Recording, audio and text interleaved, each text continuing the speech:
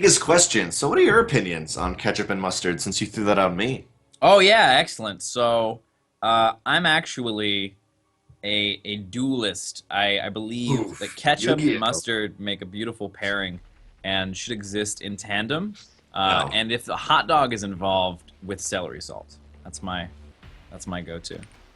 Celery salt. Okay, okay. Celery salt on hot dog. It's kind of like a Chicago style kind of a thing, but I don't like boiled hot dogs either, which is the kind of way that things get done in Chicago. But in any case, PandaBearMe, maybe from Chicago, United States somewhere, right? Spawning in the bottom right-hand corner of our screen, we've got the yellow Zerg, PandaBearMe.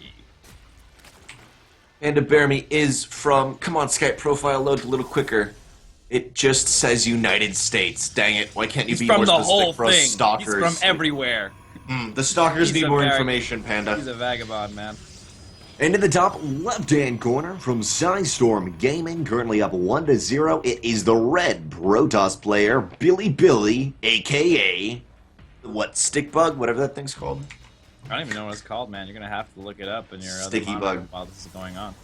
But I as talk you in chat. predicted, I might as well. we've got the gold base coming down as the natural. We'll see if it's as aggressive as some of these other builds, which you have going for the gold base at the third super fast. And we have a relatively fast expansion here. Just no cyber core yet or anything like that. Just getting the gas and the gateway, taking that expansion pretty quick here from PiLi. Sort of a middle of the road build, not going heavy into tech or anything like that. Just getting a little bit of everything, trying to stay safe. Second gas coming down pretty fast, so wouldn't be surprised if we see a little bit more Stargate action.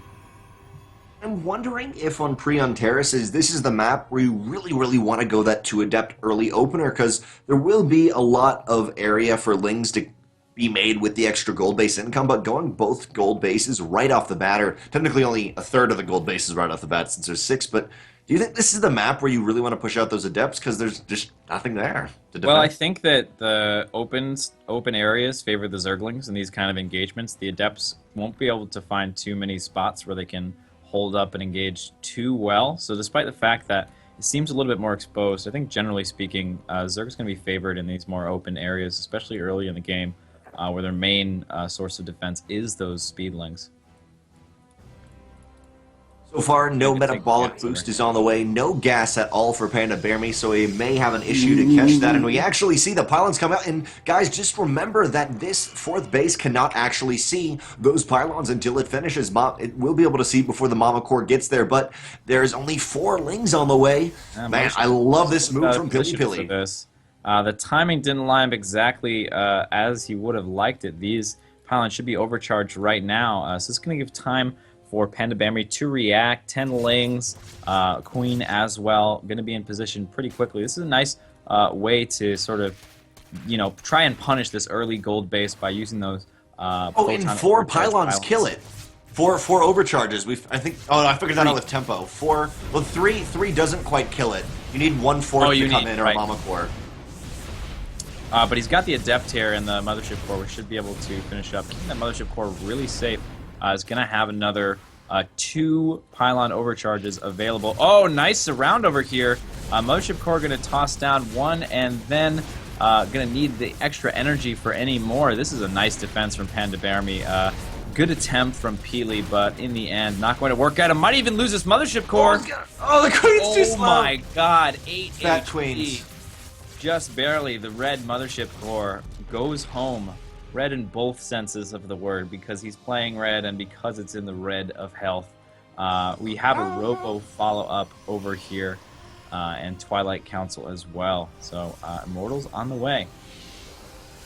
Not only will PiLiPiLi be making Immortals, but he does have a Twilight Council out. I'm guessing we're going to see a Warp Prism come down with those Immortals, maybe also Resonating Glaives called, the Adept Attack Speed or Blink. I've seen PiLiPiLi do both, but he's got his eyes on some real big aggression. Metabolic Boost finally finishing, but there's not going to be quite enough. Oh my God, that Zelt was on hold. Oh wait, actually the Lings are going to get through and get the surround. A little bit sloppy there from PiLi. One of those awful moments at any point in time when you're a Pro player and you realize, oh, I didn't put it on hold position. Gonna have the units here to clean it up, but A little bit of a panic moment. He's going to try and make sure, okay, definitely on hold position this time around. In the meantime, though, we just have this third base economy really kicking off for PandaBearMe. Third and fourth base getting up, and man, those gold bases, I'm not sure exactly how many workers you need at them, but we really often see a couple workers from the main transferring down there and getting that base going. 9 roaches on the way for PandaBearMe, and that's going to be how he defends. But PiLiPiLi is adding on, wow, how many gates? That's 6 gates and a deep T shrine. That Artosis pylon is real, though. Yeah, absolutely. Can't be a figment of your imagination there. Warp Prism allowing that very fast warp in without needing the additional gateway to be out on the map as well. You know, that's a really big commitment. So if you're coming from Heart of the Swarm, if you warp in from a regular pylon without anything next to it, it's going to warp in slow, but the Warp Prism gets the fast warp in, so that's going to help. 2 free Zerglings are going to scout out the size of the army here. Warp Prism is going to continue to reinforce here. We have +1 and roach speed. So PandaBearMe is going to try to have to hold on while those things get finished morphing in Ravagers, maybe to deal with the Immortals here. Ravagers are great because you can make them reactionarily, just as in they only take 9 seconds to morph in, and that will provide a little bit of AoE against these Zealots. These Zealots do have charge, which is something I should have picked up on earlier because we do see this push a lot from PiLiPiLi. Immortal charge a lot. Maybe next you can Photon Overcharge Warp Prisms since they provide a little bit of... I think that'd be... that's what's got to happen right here. But for now, we'll see. Can PandaBearMe do it? It is 54 supply to 7. Warping in DTs with the army right in front of him and morphing in Archons. Not what I expected to see here. Nice Corrosive Vials. Corrosive Vials coming down, and PiLi having some really nice micro, avoiding a lot of the damage from those Corrosive Vials with the Immortals, but he's all out of Zealots now, and just in time, the Archons finish to take over the tanking role from the Zealots as they evaporated. Warpin's following up here, and PiLi is pushing through. PandaBearMe just crumbling to this. You see 4 more roaches. Beautiful. 4 more roaches and some lings. +1 is trying to get here on time, but I don't think it's going to be enough. This has been a phenomenal play from PiLiPiLi, and maybe PandaBearMe needed more Ravagers for that AoE, but I think this third base, yeah, it is the third base, is going to go down right here. And these 2 Immortals, as you were mentioning, Zealots go down now to the Archons. Like, maybe the Roaches do something. No. Those 2 Immortals and their barriers are still good to use. Wow, this is great. He's actually just using the Archons from the DTs. You know, using the DTs while I can, while there's no detection, but otherwise just using the Dark Shrine for Archons. And what seems like either very intentionally or as part of the plan, sort of reactionary, realizing he's not going to get anything done with DTs. Really nice defensive position behind the minerals over here, but it might not be enough. These Archons blasting out tons of damage, and that's it. PiLi goes up 2-0. Whew. Went 3-0 v Jon Snow in the quarterfinals. In the semifinals right here versus PandaBearMe. PandaBearMe actually went 3-2 versus Epic. But PiLiPiLi looks so strong, and that's what he does every game. He has the Stargate opener, and then he has, I guess, the Pylon opener, is what we'll call it right there, that take out the third gold base. But he always transitions into these lovely Charge Lot Immortal pushes, which I used to play Protoss, and I now dabble in more Zerg, but I've been playing random for a while. Though with Protoss, I'm like, wow, that looks so dang strong. I don't even know. Really fun. I don't know how you deal with that. And I think the only way I deal with it right off the top of my head is rushing to lurkers, which is generally what Zerg just does in PvZ at the moment. Well, yeah, and the problem, I'm just going to just critique your language a bit. The word rush and lurkers in the same sentence is this weird thing, right? Because rush is the idea you get it as fast as you can. With the lurker den, it's like... It's safely almost tier rushing. 3 at this point. It's just like, it takes safely so rushing. Long to get there, you know? So it's really tough to get to that lurker den and to deal with things in general, just because it takes so long to build. But just really cool timing. So it's 2 Archon, 2 Immortal, push, you know? It's like, and this is, I think, one of the fun things about Void is that we just run into these builds like, hey, this is a great build. Sick, I'm going to go steal it and ladder with it. And then, like, you know, the next cast I do is going to have another build for me to steal, usually multiple per cast. It's just fun and exciting as we're watching the yeah, for sure. the meta development. Definitely going to be watching that, grabbing that replay, writing down the build order, and messing up some Zergies. It's going to be a good time. We've got... Also, RSL, by the way, we haven't had a chance to mention this because everything's been so fast-paced, action-packed. Oh, yes. RSL, we have a special announcement. We are now going to be doing weekly tournaments. So every week there will be an RSL weekly tournament. There'll be a point structure, and there'll be a $25 prize for first place, and that will, it'll basic qualifying kind of a thing every week. We'll have a series of matches. We'll have a little tournament, and at the end of all of that, we'll have a big tournament, and we'll just keep going through that structure around.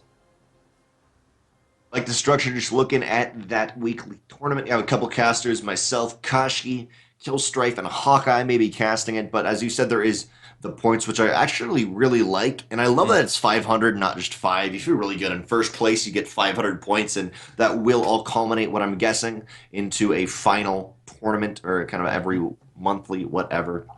Yep. So it's going to run like seasons. You have just a certain amount of time with the weekly tournaments. You accumulate points, like a mini WCS, just like a little small, just tons of little tournaments.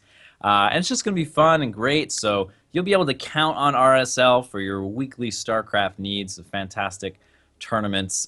Maybe even I might even get a chance to do some casting as well. Would definitely. Oh yeah, Definitely that would be enjoy really some. cool. By the way, just to throw this back to what you were saying before about liking Pili's build, he actually Yeah. did that yesterday off of an Oh, really? Oracle expand. So if you like, he did that multiple times, but he did it normally off an Oracle expand. So if you want that build, I can hook you up. Oh man, the replays are real. And actually, I'm trying to remember the person who does it. There's actually a person on Reddit who's been like, Pili, nice username.